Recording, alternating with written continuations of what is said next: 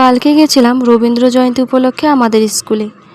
তো ভিডিওটা কালকে পোস্ট করা হয়নি, তো আজকে পোস্ট করলাম, এডিট করা হয়নি। তো যাই হোক, আমি জামা পরে গেছিলাম, তো সবাই ওখানে শাড়ি পরে গেছিলো। তো আমাকে বলছিল তুমি শাড়ি পরে আসোনি কেন, সবাই বলছিল। তো তারপর মাস্টারের বউ, যে স্কুলের প্রধান শিক্ষক, তো ওনার বউ আমাকে একটা শাড়ি দিল আর আমি পরে নিলাম। কারণ আমাকে কীরকম যেন একটা লাগছিল যে সবাই শাড়ি পরেছে, আমি পরিনি। তারপর দেখো দাদামণি দিদিমণিরা শ্রদ্ধাঞ্জলি জানালো ফুল দিয়ে। এরপর ছাত্রছাত্রীরা এক এক করে এসে ওরাও শ্রদ্ধাঞ্জলি জানালো কবিগুরু রবীন্দ্রনাথ ঠাকুরকে।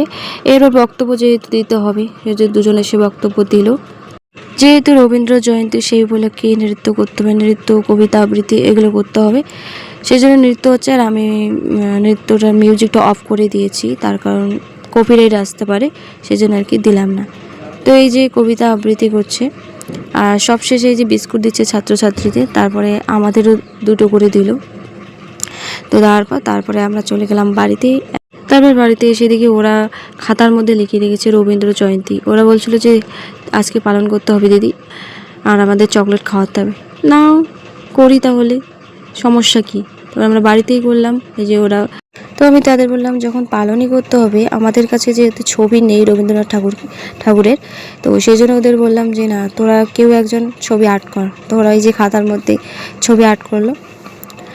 তারপরে কেউ আনলো, আবার ফুল তুলে আনলো, আর কেউ ওই যে সাজালো, আর আমি একটু মালা গেঁথে দিলাম। তারপর সবাই এক এক করে এখন ফুল দিচ্ছে। তো আমি বললাম নে ফুল দে, শ্রদ্ধাঞ্জলি সবাই জানা, প্রণাম কর। তো আমার যে টিউশনটা বন্ধ দিতে হবে সেটা আমি ভুলে গেছিলাম, যেহেতু রবীন্দ্র জয়ন্তী বন্ধ দেওয়াটাই ঠিক ছিল, কিন্তু আমার মনে ছিল না যেহেতু। তো ওরা বলছিল যে না পালন করতে হবে, তো তাই করলাম। আর আমি একটু তারপর আমি একটু রবীন্দ্রনাথ ঠাকুরকে ফুল দিয়ে প্রণাম করলাম। এরপর সবাইকে চকলেট দিচ্ছি, যেহেতু ওরা চকলেটই খেতে চাইছিল, তাই চকলেটই দিলাম। তারপরে আমরা সবাই মিলে ছবি উঠলাম।